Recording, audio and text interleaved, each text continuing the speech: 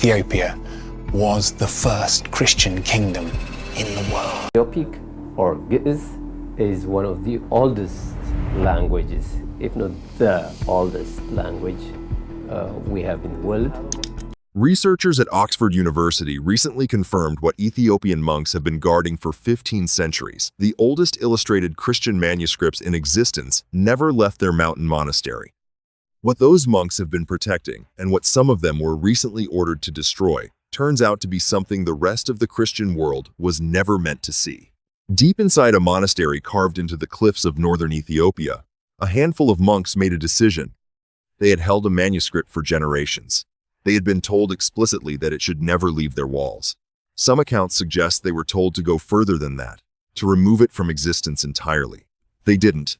Instead, they released it. And the page they released mentions Jesus by name. It describes him in ways that do not match anything in the Bible most of the world reads. And it raises a question that biblical scholars are still struggling to answer. Was this information suppressed on purpose, or did someone simply decide that the world wasn't ready? Sit with that for a moment, because the answer matters more than you might expect. That decision made centuries ago in the highlands of East Africa is now unraveling in real time. And the full story is far stranger, far older, and far more consequential than that single question suggests.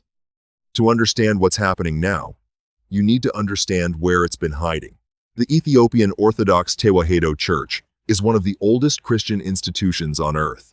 It traces its roots to the 4th century, when King Ezana of the ancient kingdom of Aksum converted to Christianity, guided by a Syrian missionary named Frumentius, making Aksum one of the first nations in human history to adopt the faith as a state religion.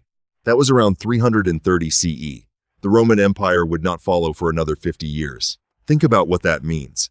Ethiopia received Christianity so early, and its highland geography so effectively isolated it from the doctrinal disputes that reshaped the faith in Europe and the Middle East, that the Ethiopian church developed along its own entirely independent track.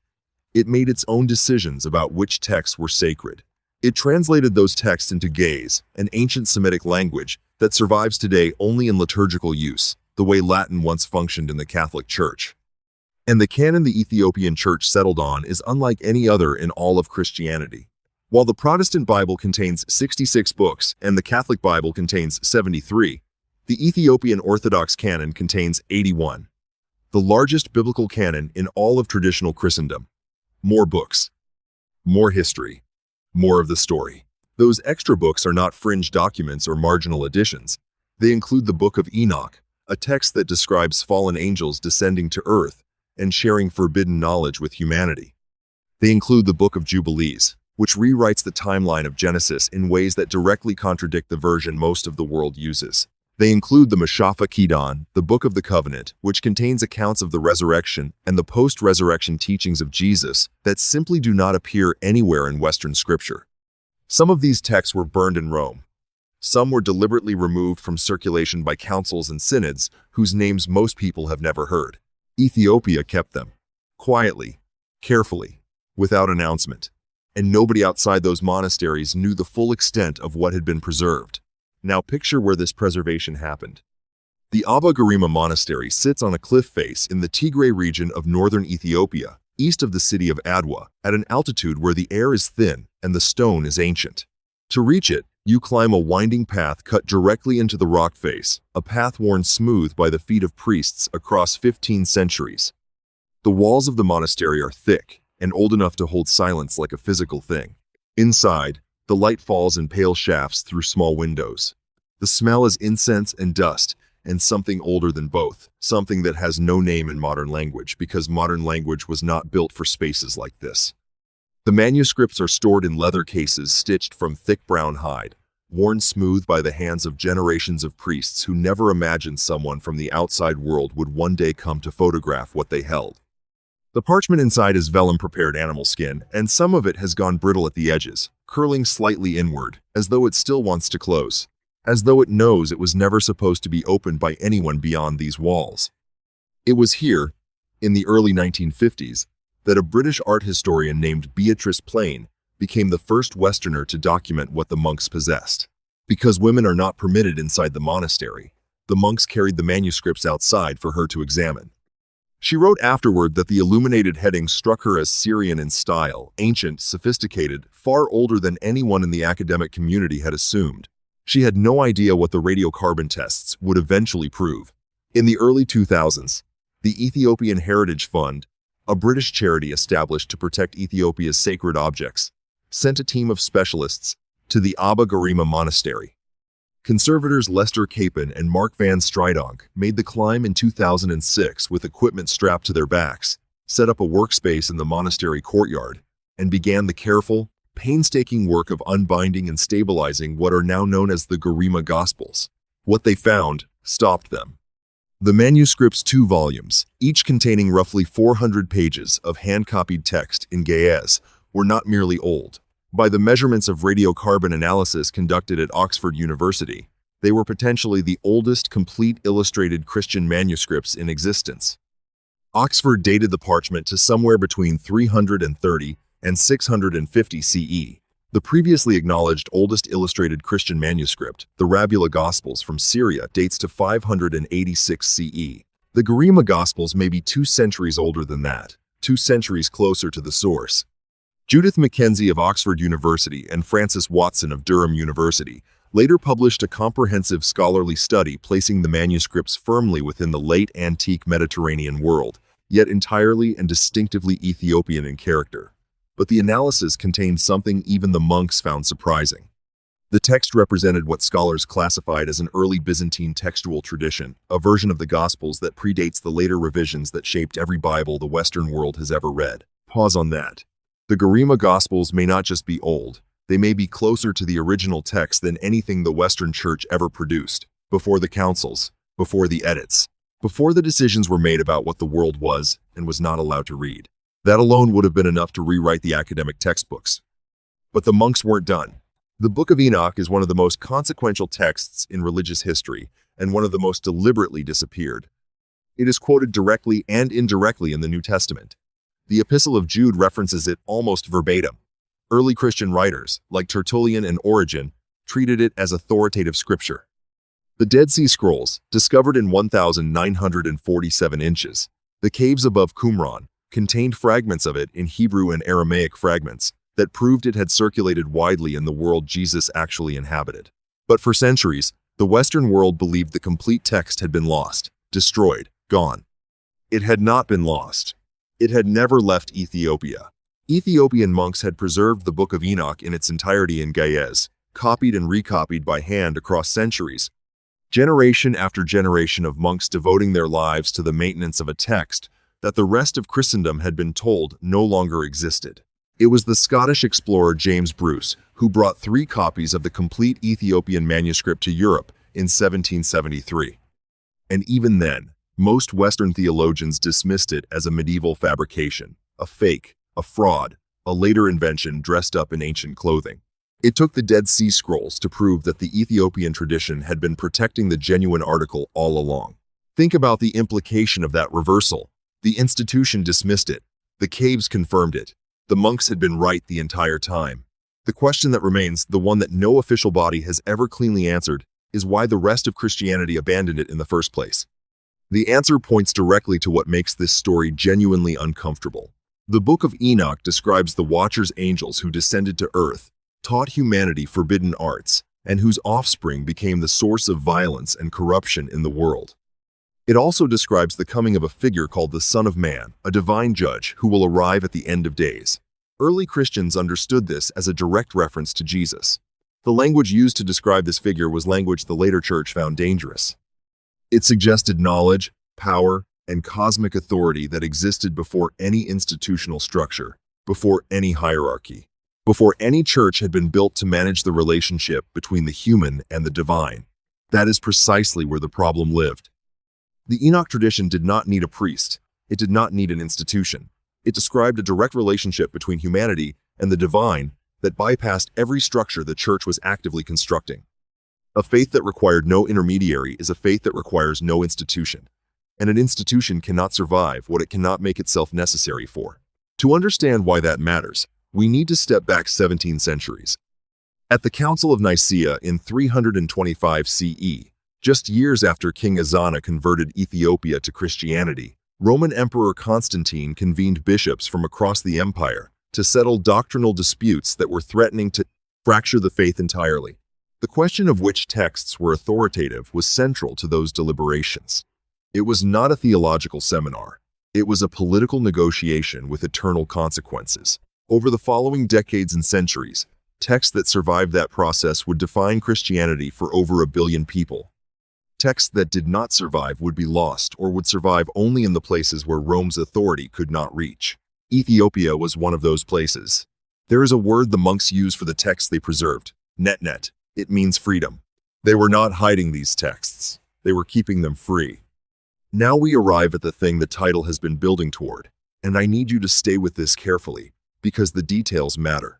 The Mashafa Kidan, the Book of the Covenant, is one of the texts unique to the Ethiopian canon. It belongs to a category of writings called the Books of Church Order, 8 additional texts included in the Ethiopian New Testament that have no parallel anywhere in Western Christianity. The Mashafa Kidan contains, among other things, an account of the post-resurrection period, the weeks following the empty tomb, that goes further than any canonical gospel in describing what Jesus reportedly taught during that time. In the version preserved by Ethiopian monks, Jesus does not simply appear, bless his disciples, and ascend. He stays. He teaches. He addresses the questions that the canonical Gospels leave deliberately, conspicuously unanswered. He describes the nature of the divine. And then, according to the accounts of monks who spoke to independent scholars, beginning in late 2024, he warns explicitly about what will happen to his teachings once they pass through institutional hands. That warning is what made a specific page volatile enough that certain authorities reportedly wanted it removed from existence. The exact wording has not been released in any certified academic translation. What has been reported is that the passage contains a description of Jesus, cautioning his followers that his teachings would be narrowed, edited, and selectively preserved by those who came after. That the version of his words reaching future generations would be shaped not only by faith, but by power, not only by devotion, but by the requirements of the institutions built in his name. Now here is where the story divides, and I want you to decide which path feels more honest to you. The conventional explanation says this type of post-resurrection teaching narrative was common in early Christianity. There were dozens of such texts, many of them found among the Nag Hammadi manuscripts discovered in Egypt in 1945 that described extended conversations between the risen Jesus and his disciples. Most were excluded from the canon not because they were uniquely dangerous, but because canon formation was a slow, uneven, and politically influenced process that produced inconsistent results across centuries. The Mashafa Kidan may simply represent a tradition that survived in one corner of the world while being forgotten everywhere else. Absence of malice. The ordinary chaos of history. The uncomfortable path says something different. It says the passage was ordered destroyed specifically because of that warning.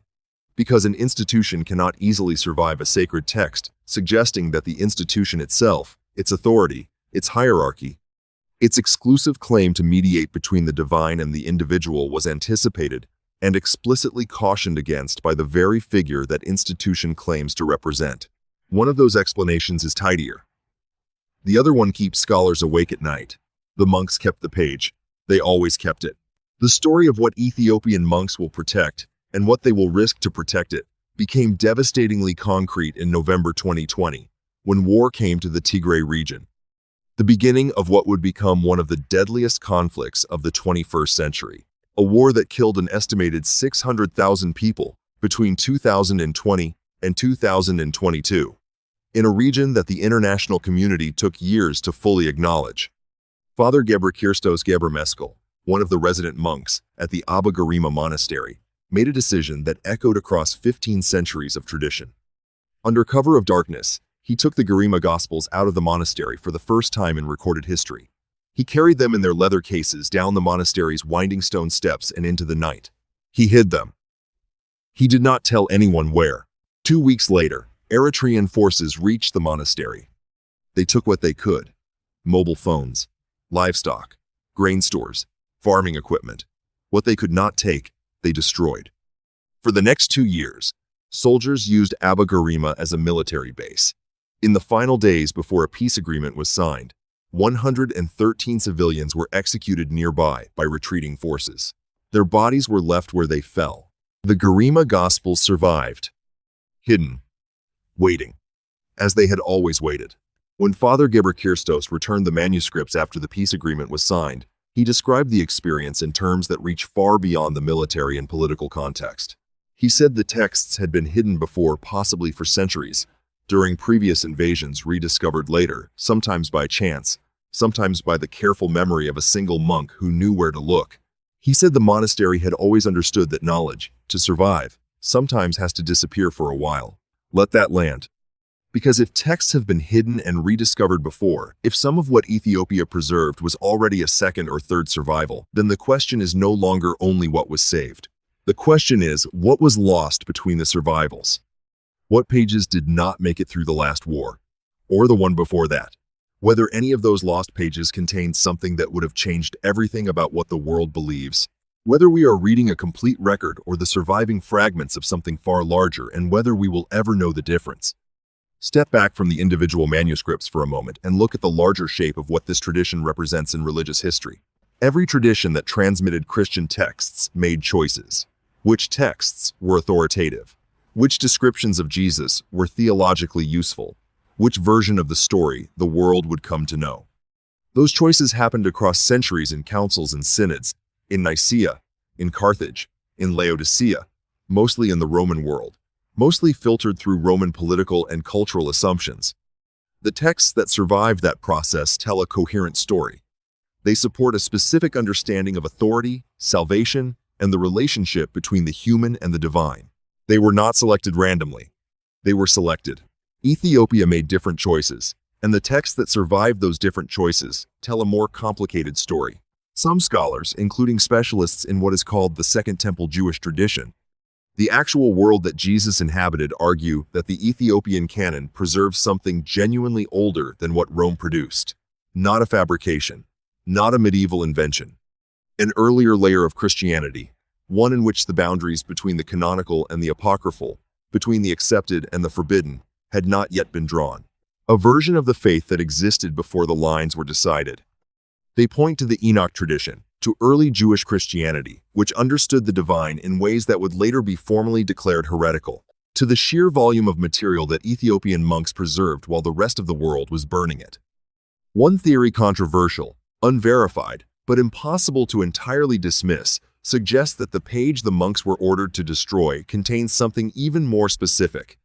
A description of Jesus explicitly critiquing the mechanism of religious authority itself, the priesthood. The concept of a human institution mediating between the divine and the individual. A direct, named critique of the very structure that would spend the next 2,000 years building its legitimacy on his words. If that reading is accurate, it places a deeply anti-institutional statement at the absolute heart of the world's most powerful institution. That is not just theologically awkward.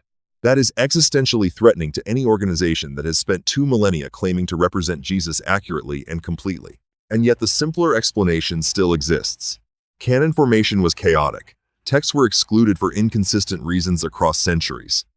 The monks may have preserved something genuinely ancient without it being part of any deliberate suppression. Both explanations can be true simultaneously. That is the nature of history at this distance. The Ethiopian texts are not secret in any practical sense. Scholars have known they existed for decades. The Book of Enoch was published in English translation in 1821. The Mashafa Kedan has been available in academic circles for years. But the specific page, the specific passage describing that warning remains untranslated in any peer-reviewed publication. The monks have not released the full text. No certified academic rendering exists. No institution has formally published it.